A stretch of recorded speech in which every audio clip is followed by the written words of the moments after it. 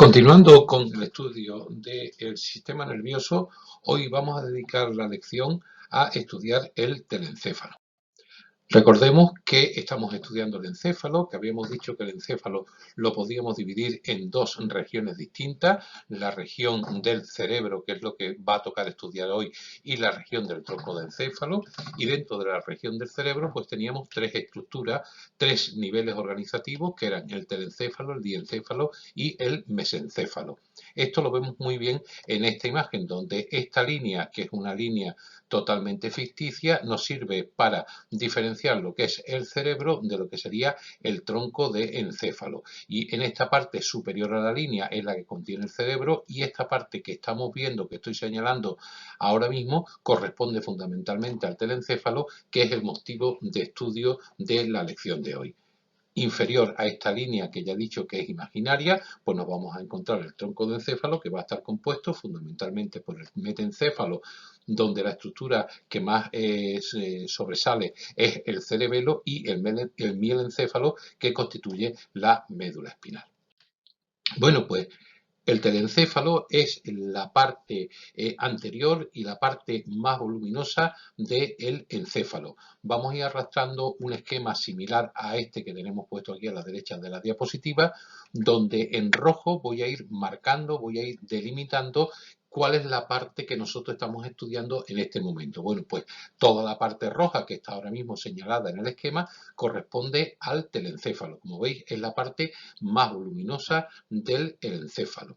Sus paredes se constituyen en dos hemisferios cerebrales, el hemisferio cerebral derecho y el hemisferio cerebral izquierdo, que están separados por un surco que se llama surco interhemisférico. En esta imagen en concreto hemos dado un corte de arriba abajo pasando por el surco interhemisférico, y estamos viendo la parte interior, la parte medial, que corresponde al telencéfalo. Mire usted, y ya para abajo pues tenemos también el resto diencéfalo y el mielencéfalo, que es la parte inferior a esa parte. Bueno, pues tendríamos el surco interhemisférico. El telencéfalo superficialmente está formado por una corteza, que es la corteza encefálica, que constituye el corte inteligente, que está conformado fundamentalmente por sustancia green con un gran número de neuronas. Y como podéis observar en la figura, y es lo que vamos a ver ahora después a continuación, no es una superficie lisa, sino que va a tener unas estructuras como a manera de arruga, que se denominan circunvoluciones, surcos y cisuras. Aquí tenemos una visión del telencéfalo. Dentro de ese telencéfalo, como hemos dicho, hay un surco que se llama surco interhemisférico, que va a separar el telencéfalo en dos hemisferios, el hemisferio derecho y el hemisferio izquierdo. Insisto, separado por el surco interhemisférico. El corte que habíamos visto en la imagen anterior era dar un corte justo por esta parte que estoy señalando ahora mismo y ver la parte interior. Y esta fotografía está tomada viendo el telencéfalo desde el cénit, desde la parte superior. Dos hemisferios, el hemisferio derecho y el hemisferio izquierdo. Y esos dos hemisferios no están lisos, no son lisas, sino que van a tener la superficie de ellos, tienen un aspecto característico como el que estáis viendo en el de la imagen. Este aspecto, estas especies de estructuras serpenteantes reciben el nombre de circunvoluciones cerebrales. ¿A qué se debe o por qué se hacen esas circunvoluciones cerebrales? Pues muy fácil, porque lo que vamos a intentar es plegar la corteza cerebral con el objetivo de tener o de disponer de una gran superficie de la corteza cerebral, que es la que hemos dicho, que está formada fundamentalmente por sustancia gris y tiene gran número de neuronas, en poco volumen, porque es el volumen craneal. Bueno, pues la única manera que tenemos es la de arrugar, la de plegar esa corteza, formando estas estructuras características que se llaman circunvoluciones. Ahí tienes que esta vuelta que tiene sería, estos giros serían las circunvoluciones, que va dejando unos entrantes anteriores y posteriores, que son los que se llaman surcos o cisuras. ¿De qué va a depender que sea un surco o una cisura? Pues de su profundidad. Cuando son superficiales, aquí tendríamos, por ejemplo, el caso de un surco, son más superficiales, y en este caso veis que tenemos una fisura que es mucho más profunda y que veis que sigue teniendo esas circunvoluciones, esos entrantes y salientes, con el objetivo de tener mayor superficie de corteza cerebral, que hemos dicho que contiene fundamentalmente las neuronas. Luego, en esta diapositiva o de esta diapositiva queda claro la diferencia entre surco, fisura y circunvolución. Si nosotros cogemos un hemisferio cerebral y le damos un corte tal y como le estamos viendo en esta diapositiva, la visión que tendríamos sería esta, donde la corteza sería lo que está dibujado o coloreado en este color verdoso, que sería el córtex y que constituye fundamentalmente la sustancia gris. Lo que nos vamos a encontrar en su interior será sustancia blanca, que ahora diremos los diferentes tipos de sustancia blanca que existen. Anatómicamente, el telencéfalo está compuesto por lóbulos. Bueno, pues ¿qué lóbulos tiene el telencéfalo? Pues tiene un lóbulo frontal, que va a estar protegido por el hueso frontal, un lóbulo temporal, que va a estar protegido por el hueso temporal, un lóbulo parietal y el lóbulo occipital o lóbulo posterior. Esos lóbulos dejan origen o dejan la conformación a los diferentes polos del telencéfalo. Esto sería el polo frontal, que está contenido en el lóbulo frontal. Después tendríamos el polo occipital o polo posterior. Y nos vamos a encontrar, como ya hemos dicho, con unos surcos de mayor profundidad que reciben el nombre de fisura. En concreto vamos a hablar de dos fisuras que tienen nombre propio, la fisura de Silvio y la fisura de Ronaldo. La fisura de Silvio, que es esta que estoy ahora mismo señalando, que como veis va a separar el lóbulo frontal del lóbulo temporal, están separadas anatómicamente por una fisura de mayor profundidad que es la fisura de Silvio, y en la parte superior nos vamos a encontrar con la fisura de Rolando, que es la que estoy señalando ahora mismo, que separa anatómicamente el lóbulo frontal del lóbulo parietal.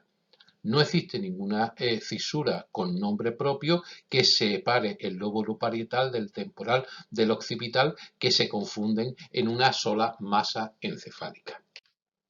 Aquí tenemos los lóbulos del telencéfalo, vemos perfectamente aquí la fisura de Silvio, vemos perfectamente aquí la fisura de Ronaldo. Bueno, pues todo esto correspondería al lóbulo frontal, todo esto corresponde al lóbulo parietal, todo esto corresponde al lóbulo occipital y todo esto corresponde al lóbulo temporal. Por debajo del lóbulo temporal, como ya hemos dicho, el cerebelo, que corresponde al tronco de encéfalo, que estudiaremos en lecciones posteriores. Volvemos a ver otra imagen de los lóbulos cerebrales, esta vez desde el cénit y del lateral, y puesto por colores. En este color rosa tenemos el lóbulo frontal.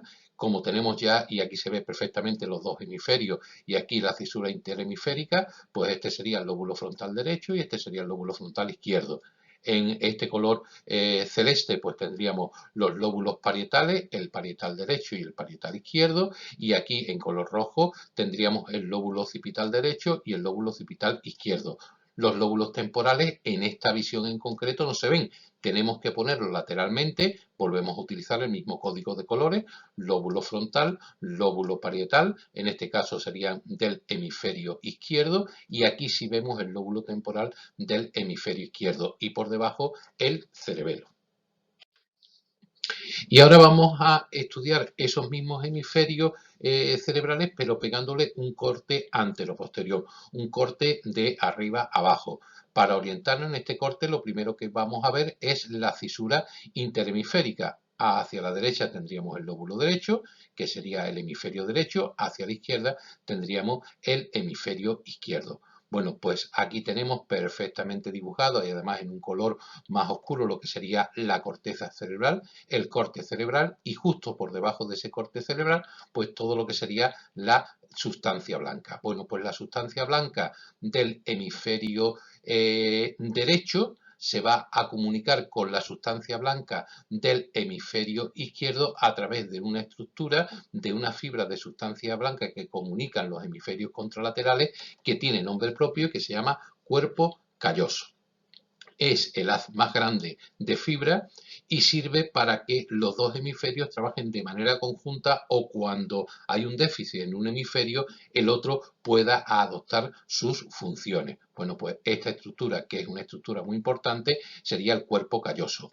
En el interior de estos hemisferios cerebrales del telencéfalo, pues nos vamos a encontrar diferentes núcleos cerebrales que reciben el nombre de núcleos del tálamo, núcleos del hemisferio, y en su interior nos vamos a encontrar estas estructuras que están coloreadas de azules, que son los ventrículos laterales. Los ventrículos laterales contienen dos. Un ventrículo es el que contiene el hemisferio derecho, otro ventrículo es el que contiene el hemisferio izquierdo, por eso se llaman hemisferios laterales, o primer y segundo ventrículo. Esos ventrículos están llenos, contienen líquido cefalorraquídeo. Líquido cefalorraquídeo que va a bañar el sistema nervioso central, el encéfalo, tanto por dentro como por fuera. Esto está en el interior. Ahí se va a circular, se producen los plexos coroideos y a partir de ahí va a circular por todos los ventrículos, por todas las dilataciones que existen en el interior del sistema nervioso central. Y en el telencéfalo aparecen los dos primeros ventrículos, ventrículos laterales o primer y segundo ventrículo, que son estos dos que estoy señalando ahora mismo, un ventrículo lateral y el otro ventrículo lateral, el del hemisferio izquierdo y el del hemisferio derecho. ¡Ojo! Pero es que aquí también aparecen los ventrículos laterales. ¿Por qué? Porque los ventrículos laterales tienen forma de C. Cada ventrículo lateral empieza en el o en la parte temporal y van teniendo una forma de C, de tal suerte que si yo corto de arriba a abajo, me lo voy a encontrar la parte de abajo de la C y la parte de arriba de la C. Bueno, pues estos serían los ventrículos laterales.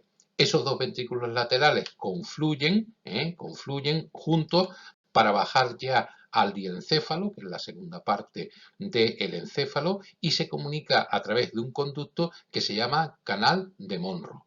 Y el canal de Monro lo que hace es llevar el líquido cefalorraquídeo hacia el tercer ventrículo. ¿Cuál es la función biológica, anatómica del telencéfalo? Bueno, pues el telencéfalo podríamos decir que es el córtex inteligente, es la parte del sistema nervioso que centraliza e interpreta todas las sensaciones, controla los movimientos voluntarios, controla la conciencia, controla la memoria y controla la inteligencia. Por lo tanto, veis que es la parte intelectiva fundamental del sistema nervioso. Tiene áreas sensoriales y áreas motoras. Áreas sensoriales que son las que reciben las sensaciones de los diferentes órganos de los sentidos, reciben la percepción consciente de cada sensación, y las áreas motoras son las que llevan el control de la ejecución de los movimientos voluntarios. Como veremos, ambas áreas, las áreas sensoriales y las áreas motoras, se organizan alrededor de la fisura de Rolando. La parte motriz tirando hacia el lóbulo frontal, hacia la parte anterior, la parte sensorial hacia el polo posterior, hacia la parte parietal. Bueno, pues todas las sensaciones conscientes y todas las respuestas conscientes a esas sensaciones se mandan desde el telencéfalo.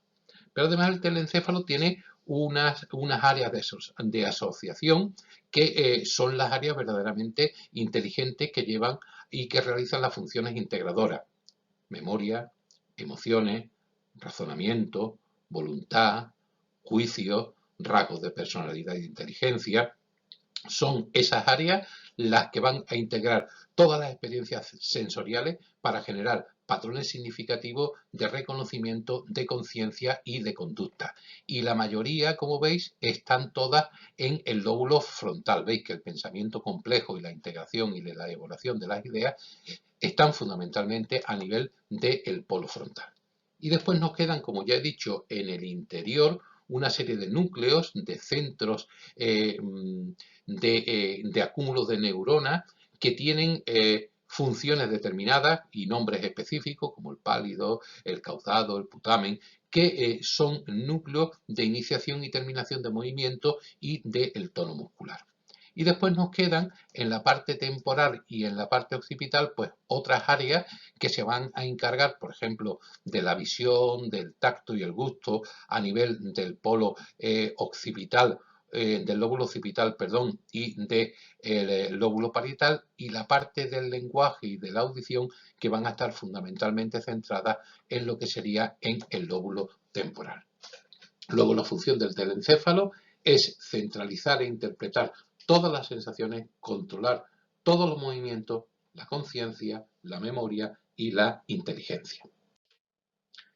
Veamos aquí en diferentes imágenes donde vamos a repasar de un modo grosero pues todas las sensibilidades del corte cerebral, que he dicho que el polo frontal fundamentalmente es donde está el área de la conducta, de las emociones, de los pensamientos complejos, de la elaboración de ideas, del habla. Veis que este polo frontal es el polo superior, por así decir, el polo de la parte inteligente. Después tenemos en el lóbulo temporal las áreas auditivas y las áreas del lenguaje, y las áreas del gusto también, por ejemplo, que se mezclan. Aquí no hay ninguna estructura como es la cisura de Silvio que la separe, que se integran en todas áreas del procesamiento de la información. Y en la parte posterior tenemos el área visual que está en el polo occipital. Alrededor de la cisura de Rolando, que es esta parte que tengo puesta aquí, nos vamos a encontrar el área motriz y el área de la sensibilidad en general. Veis que están separadas por la cisura de Rolando. La parte anterior es el área del movimiento, el área motriz. La parte posterior, que es la parte del lóbulo parietal, es la parte de la sensibilidad. Bueno, pues todos los movimientos conscientes y toda la sensibilidad se reciben a nivel del corte inteligente del telencéfalo, que se encuentra rodeando a la cisura de Rolando. Aquí volvemos a ver la parte inteligente, movimientos de escritura, movimientos de lenguaje. Aquí alrededor de la cisura de Silvio veis pues el área psicoauditiva, el área auditiva, el área del lenguaje, el área de la música, y en la parte, en el lóbulo occipital, pues el área psicovisual y el área visual fundamentalmente. Aquí lo mismo, otra distribución de sensibilidades, área prefrontal, que es la parte de la inteligencia. En la parte de abajo del área prefrontal es donde está el área olfativa. Aquí tenemos las áreas de asociación auditiva. Aquí tenemos, como hemos dicho, alrededor de la cisura de Rolando, el área motora y el área de la sensibilidad. Y en la parte del lóbulo occipital nos vamos a encontrar la área de asociación visual y el área visual primaria. Y en esta diapositiva lo que os hago es enseñaros una estructura que se llama el homúnculo. Hemos dicho que teniendo la cisura Rolando, la parte anterior, aquí en rojo, sería el córtex motor, aquí en verde, en la parte posterior a la cisura de Rolando, sería el córtex sensible. Bueno, pues dentro de este córtex, mediante electroestimulación, podemos saber qué parte concreto de la corteza se encarga del movimiento o de la sensibilidad de una parte específica de nuestro organismo. Y lo que se hace es dibujar sobre esa área pues una especie de muñeco deforme, que es lo que se llama el homúnculo. El homúnculo es un muñeco deforme que nos indica las zonas con más neuronas que van a recoger esa parte. En rojo, insisto, la parte motora, en verde, la parte sensible. Bueno, pues estáis viendo que la parte motora de la cara, labios, boca, ojo, ocupa una gran parte. La parte de la mano también ocupa una gran parte motora. En cambio, la parte del pie, veis que es la parte que hay en la cisura interhemisférica y es poquito. La parte de la lengua también es importante. Esta es la parte motora. Lo mismo ocurre con la sensibilidad. Veis que las partes, la mano, sobre todo los dedos, las yemas de los dedos son las partes más sensibles, mucho más sensibles, que os digo yo, que el pie o que la espalda. Y lo mismo pasa con la cara. La sensibilidad que tienen es mucho mayor. Para terminar, una imagen real de lo que sería un encéfalo, un telencéfalo humano, en este caso está recubierto por las meninges, y hacer o recordaros que la información que llega al encéfalo es una información contralateral, es decir, Nosotros todo lo que hacemos con la parte derecha de nuestro organismo es el hemisferio izquierdo el que lo está dominando y a la inversa. Y eso debido a la existencia de unos cruces de la información en su origen. Esos cruces reciben el nombre de decusaciones. Lo vemos muy clarito en este esquema. Estamos viendo un individuo que es diestro.